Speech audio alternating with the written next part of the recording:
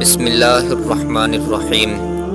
شروع اللہ کے نام سے جو بڑا مہربان نہایت رحم والا ہے۔ قبر کی پہلی رات کا منظر کیسا ہوگا؟ یہ ایک ایسا سوال ہے جس کی تلاش میں ہر دوسرا شخص نظر آتا ہے۔ آج ہم اس سوال کا جواب آپ کے لیے اسلامی نقطۂ نظر سے لے کر حاضر ہوئے ہیں۔ اس کے علاوہ آپ کو یہ بھی بتائیں گے کہ آخر قبر انسان کو کیسے پکارتی ہے، کیا یہ پکار انسان کو سنائی دیتی ہے یا نہیں۔ حضرت ابو سعید خدری رضی اللہ تعالی عنہ سے روایت ہے کہ پیارے حبیب صلی اللہ علیہ وسلم نے فرمایا، لوگوں لذتوں کو ختم کرنے والی موت کو کثرت سے یاد کیا کرو۔ قبر ہر دن اپنے مردوں سے خطاب کرتے ہوئے اعلان کرتی ہے، میں غربت اور تنہائی کا گھر ہوں، مٹی اور کیڑوں کا گھر ہوں۔ جب مومن کو دفن کیا جاتا ہے تو قبر اسے مرحبا کہتے ہوئے خوشخبری سناتی ہے کہ میری پشت پر چلنے والوں میں تو بڑا محبوب تھا، آج میں تیری ہو گئی اور تو میری طرف آ گیا، تو اب میرے احسان کو دیکھ لے گا۔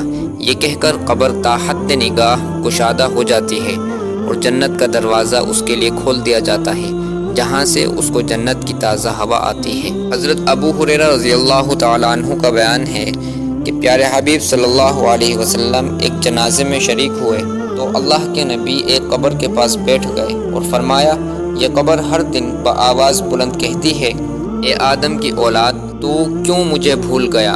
کیا تجھے یہ معلوم نہیں کہ میں تنہائی کا گھر، غربت کا گھر اور وحشت کا گھر ہوں، کیڑوں اور مکوڑوں کا گھر ہوں؟ مگر اللہ جس کے لیے کشادگی کا حکم فرمائے گا اس کے لیے کشادہ ہو جاؤں گی۔ اس کے بعد آپ صلی اللہ علیہ وسلم نے فرمایا، اے قبر، تو یا تو جنت کا چمن ہے یا پھر آگ کا ایک تنور ہے۔ پیارے حبیب صلی اللہ علیہ وسلم نے فرمایا، مردہ جب قبر میں رکھا جاتا ہے تو قبر اس کو کہتی ہے، اے ابن آدم، تو ہلاک ہوا، تجھے کس چیز نے مجھ سے دھوکے میں رکھا؟ کیا تجھے معلوم نہ تھا کہ میں فتنہ، تاریکی اور کیڑوں مکوڑوں کا گھر ہوں؟ تجھے کس چیز نے مجھ سے بہکا کر نڈر کر دیا اور تم میری پشت پر خوب اکڑ کر چلتا تھا؟ اگر وہ مردہ نیک ہوتا ہے تو اس کی طرف سے قبر کو جواب دینے والے جواب دیتے ہیں، اے قبر، تو دیکھ تو صحیح اس کے اعمال کیسے ہیں، یہ اچھائی اختیار کرتا تھا اور برائی سے باز رہتا تھا۔ یہ سن کر قبر کہتی ہے، بے شک یہ نیک تھا، اب میں اس کے لیے سرسبز ہو جاتی ہوں۔ مردے کا جسم اس وقت منور ہو جاتا ہے اور اس کی روح اللہ تعالیٰ کی طرف سے بھیج دی جاتی ہے۔ پیارے حبیب صلی اللہ علیہ وسلم نے فرمایا، مردہ قبر میں بیٹھتا ہے اور ان لوگوں کے پیروں کی آواز بھی سنتا ہے جو اس کے جنازے کے ساتھ قبر تک گئے ہوں۔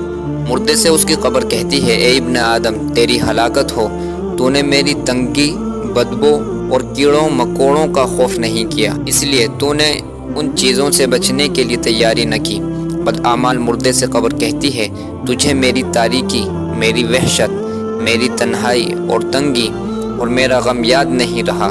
اس کے بعد قبر اس کو جکڑ دیتی ہے، جس کے بعد اس کی پسلیوں کی ہڈیاں ایک دوسرے میں پیوست ہو جاتی ہیں، جبکہ نیک بندے کے لیے قبر کشادہ کر دی جاتی ہے اور اس کے دائیں ایک کھڑکی کھول دی جاتی ہے جہاں سے اس کو جنت کی ہوا آتی ہے۔